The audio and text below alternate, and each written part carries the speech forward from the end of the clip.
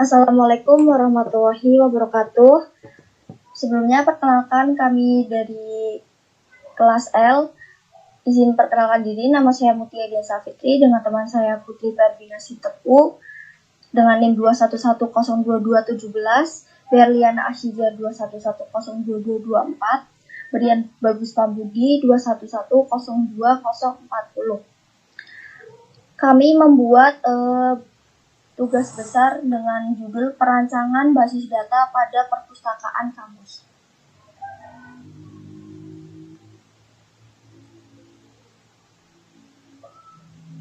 Latar belakang langsung.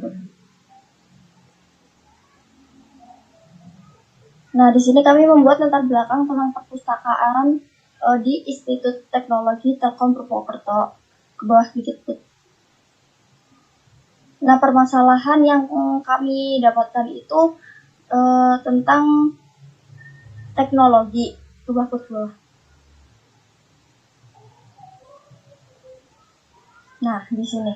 Database merupakan komponen dasar dari sebuah sistem informasi yang pengembangannya yang digunakan untuk mempermudah pekerjaan. Penggunaan database dipandang dari perspektif kebutuhan organisasi yang lebih besar. Oleh karena itu, siklus hidup sebuah sistem informasi organisasi berhubungan dengan siklus hidup sistem database yang mendukungnya. Maka dari itu, diperlukan database desain yang dapat mendukung dalam mengorganisir data pada perpustakaan.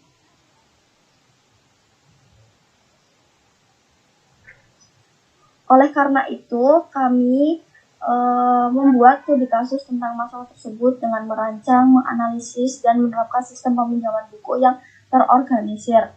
Penelitian ini juga dilakukan untuk mendapatkan solusi dan strategi bisnis yang dapat digunakan sebaik-baiknya dan teknologi informasi yang dapat menunjang kinerja pada perpustakaan di IT Telkom Purwokerto. Nah, tujuan dari pembuatan perancangan basis data itu yaitu mempelajari proses bisnis perpustakaan IT Telkom Purwokerto. Yang kedua itu merancang sistem basis data untuk mendukung kebutuhan data dalam proses peminjaman dan pengembalian. Selanjutnya bisa dijelaskan oleh teman saya, Putri Ferdina. Selanjutnya ada dasar teori. Dasar teori basis data adalah suatu kumpulan data yang disusun dalam bentuk tabel-tabel yang saling berkaitan maupun berdiri sendiri dan disimpan secara bersama-sama pada suatu media. Jadi basis data ini dapat digunakan oleh satu atau lebih program aplikasi secara optimal. Data disimpan tanpa mengalami ketergantungan pada program yang akan menggunakannya. Jadi secara konsep basis data atau database adalah kumpulan dari data-data yang membentuk suatu file yang saling berhubungan dengan tata cara yang tertentu untuk membentuk data baru atau informasi. Pada komputer, basis data disimpan dalam perangkat hardware penyimpan dan dengan software tertentu dimanipulasi untuk kepentingan atau kegunaan tertentu. Hubungan atau relasi dapat biasanya ditunjukkan dengan kunci dari tiap file yang ada. Data merupakan fakta atau nilai yang tercatat deskripsi dari suatu objek. Jadi di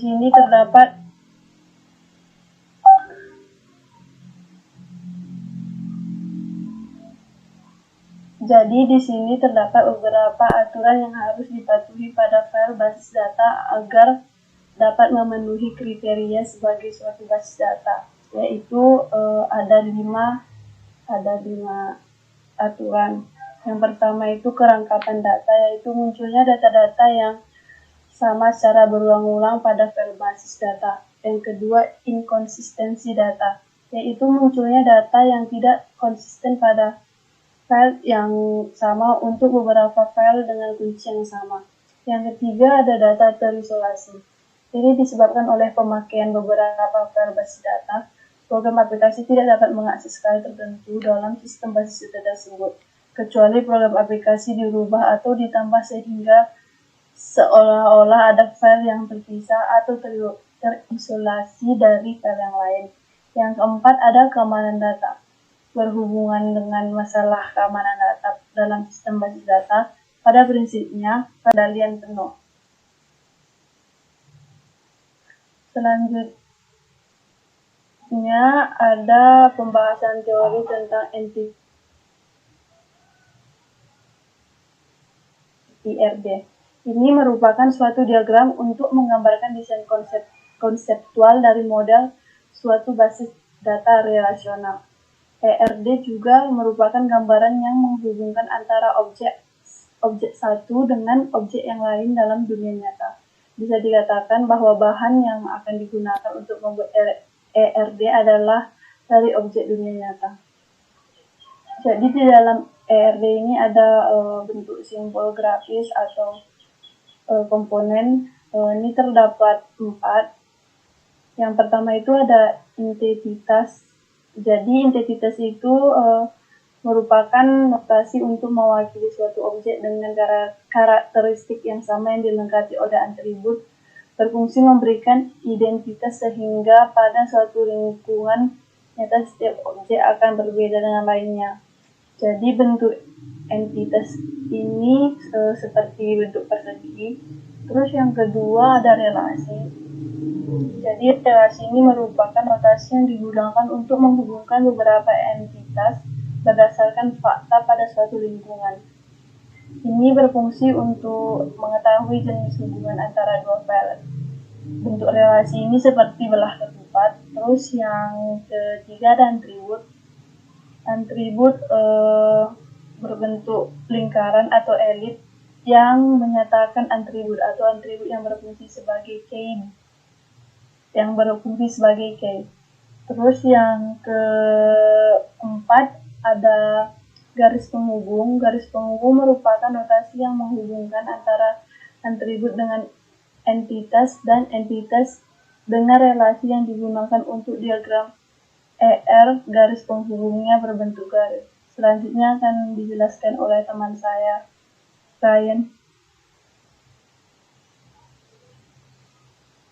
Udah masuk. Normalisasi tabel. Normalisasi adalah teknik untuk membuat sekumpulan relasi atau tabel dengan karakteristik tertentu. Untuk memenuhi kebutuhan organisasi, proses normalisasi diperlukan untuk membentuk tabel. Nah, dari sini aku lanjut ke tujuan normalisasi adalah untuk menghilangkan duplikasi dan mengurangi kompleksitas data dan menyederhanakan manipulasi data. Nah, ini ada juga bentuk norma pertama 1NF. Suatu relasi memenuhi bentuk norma pertama jika setiap elemennya atau setiap segmen, baris, dan kolom hanya memiliki satu nilai data. Tujuan 1NF adalah yang pertama, menghapus redundansi data. Yang kedua, hindari menyimpan nilai nol. Yang ketiga, menyimpan paling banyak satu nilai input data. Persimpangan baris kolom dari setiap relasi. Bentuk norma pertama atau 1NF membutuhkan beberapa batasan dalam database. Inilah fungsi dari bentuk norma pertama ini. Hapus kolom duplikat dari tabel yang sama. Buat tabel terpisah untuk setiap grup data terkait dan identifikasi setiap baris dengan kolom unik kunci utama. Lanjut ke Nah, ini saya lanjut ke bentuk norma kedua, 2NF, yang disebut dengan norma kedua jika berada dalam bentuk norma pertama dan atribut bukan kunci tergantung sepenuhnya pada kunci. Penerapan bentuk normalisasi kedua harus diformat dalam 1NF. Ini adalah beberapa fungsi normalisasi 2NF. Yang pertama, mari kita hapus beberapa subset data yang ada dari tabel dan tabel. Yang ketiga, bentuk normal ketiga. Normalis database ke format 3NF cenderung menghapus atribut atau bidang apapun yang tidak terkait dengan kunci utama. Kondisi bentuk normal ketiga atau 3NF adalah: yang pertama, memenuhi semua persyaratan normal sekunder. Yang kedua, menghapus kolom yang tidak bergantung pada kunci utama. Yang bawahnya ini bawah dilanjut oleh teman saya ini.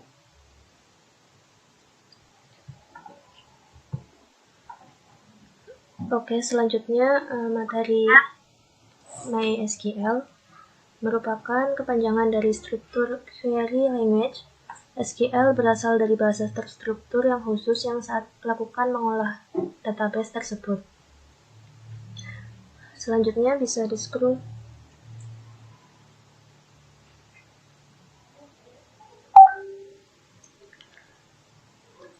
Oke, ini merupakan perancangan basis data dari kelompok kita untuk proses kerja perpustakaan kampus. Merupakan sebuah sistem basis data perpustakaan kampus melibatkan mahasiswa sebagai perpustakaan, sebagai anggota perpustakaan, koleksi buku, serta ketentuan denda perpustakaan. Seorang anggota dapat meminjam buku lebih dari satu, begitu juga sebaliknya.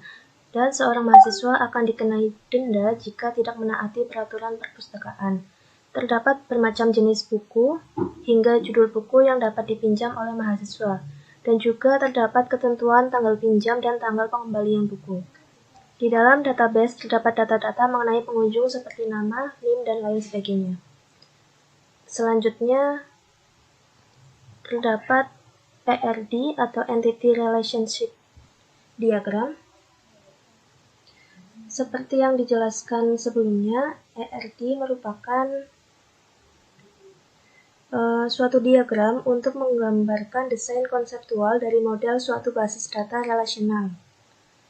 Di sini terdapat gambar diagram dari database yang kita buat, yaitu terdapat 4 kolom utama, yaitu denda, tabel pengunjung, tabel peminjaman, dan tabel buku, di mana setiap tabel memiliki anggotanya masing-masing. Bisa dilihat di gambar. Untuk lebih jelasnya, bisa langsung ke bawah.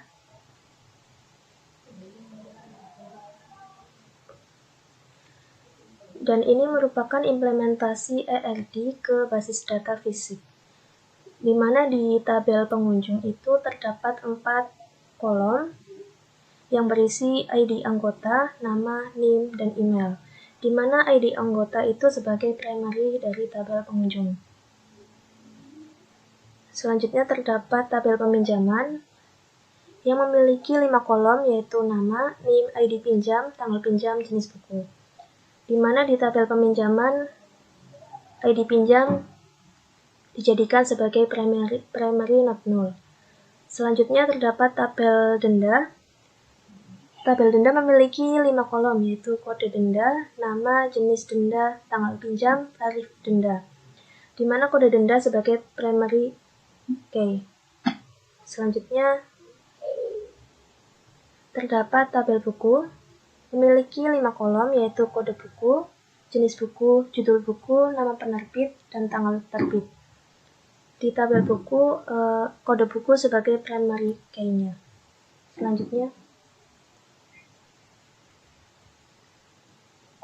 Selanjutnya dijelaskan oleh teman saya, Brain.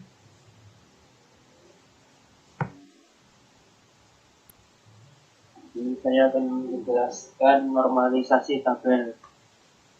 Adalah bentuk norma tahap pertama, yaitu ada tahap tanggal peminjaman, kode buku, judul buku, nama peminjam, NIM, tanggal pengembalian. Nah, di sini saya membuatnya jadi 4 garis. Nah, di sini yang tanggal peminjaman itu ada 6 buat tanggal. Nah, di sini ada kode buku tab 2 NF. Di sini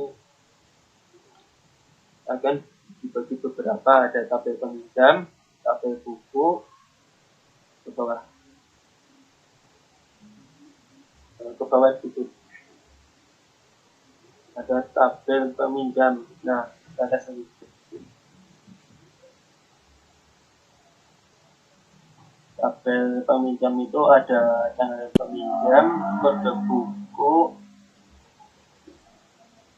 NIM, sama tanggal pengembalian. Tabel buku dibagi menjadi 2, yaitu kode buku sama judul.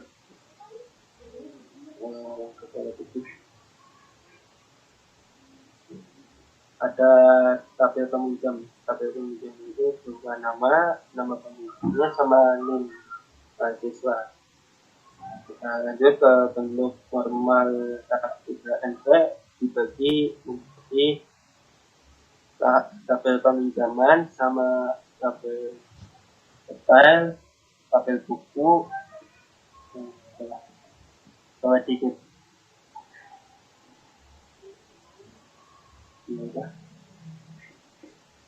Tabel peminjam di atas.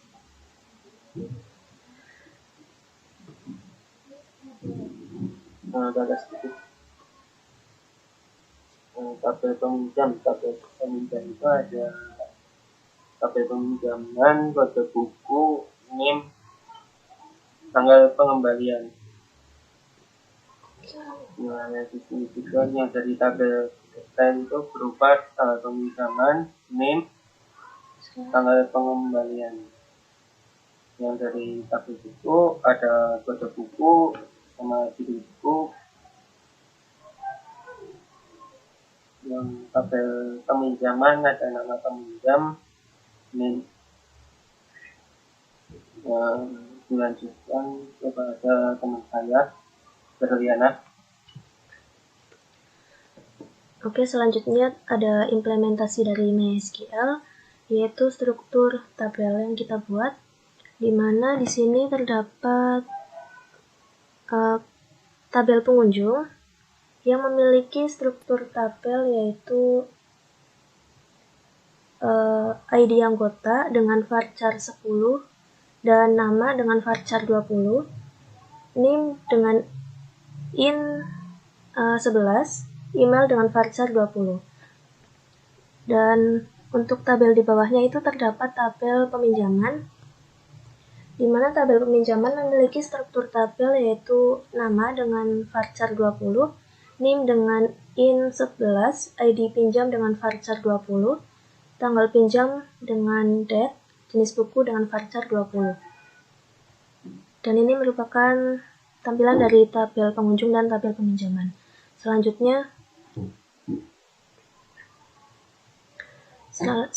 terdapat tabel denda dengan struktur tabel yaitu kode denda varchar 20, nama varchar 20, jenis denda varchar 20, tanggal pinjam date, dan tarif denda IN 11. Dan di bawahnya terdapat struktur tabel buku dengan struktur yaitu kode buku varchar 20, jenis buku varchar 20, judul buku varchar 20, dan nama penerbit varchar 20, tanggal terbit date. Ini merupakan tampilan dari tabel denda dan tabel buku perpustakaan. Selanjutnya, dan ini merupakan struktur tabel cross join, 2 tabel. Untuk cross join itu sendiri merupakan sebuah penggabungan yang meliputi lebih dari satu tabel tanpa syarat apapun. Di mana di sini terdapat tampilan dari cross join 2 tabel dari tabel perpustakaan. Selanjutnya, dan ini merupakan tampilan dari inner join dua tabel perpustakaan. Untuk inner join itu sendiri berfungsi untuk mengambil semua baris dari kedua tabel atau lebih. Penggabungan antara dua tabel atau lebih ini hanya dapat dilakukan jika tabel-tabel tersebut memiliki key kolom yang sama. Dan ini merupakan tampilan dari inner join dua tabel perpustakaan. Ini terdapat relasi antar tabel. Untuk relasi antar tabel itu ada tabel pengunjung, tabel peminjam, tabel denda, dan tabel buku. Untuk tabel pengunjung itu terhubung ke tabel peminjam dan tabel buku serta tabel denda, di mana pengunjung dapat meminjam sebuah buku, dan jika pengunjung itu meminjam buku, maka juga bisa kena denda jika tidak mengikuti aturan perpustakaan yang berlaku.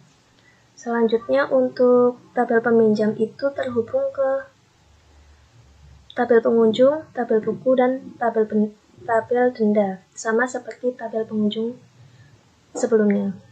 Terus untuk tabel buku itu terhubung ke tabel peminjam dan tabel pengunjung, di mana buku bisa dipinjam oleh pengunjung dan peminjaman.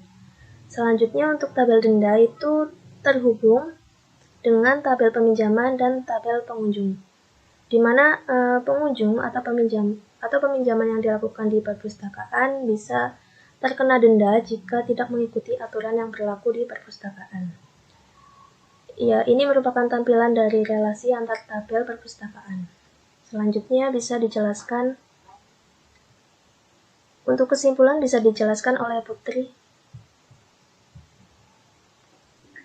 Jadi kesimpulan pada tugas besar kami ini, membasis data ini kami membuat sebuah data perpustakaan kampus yang berisi mahasiswa sebagai anggota perpustakaan. Di dalam database perpustakaan terdapat 4 tabel utama, yaitu tabel pengunjung, tabel peminjam, tabel peminjaman, tabel denda, dan tabel buku. Tujuan dibuatnya database perpustakaan ini diharapkan bisa memudahkan pegawai dan pengunjung perpustakaan dalam proses peminjaman dan pengembalian buku.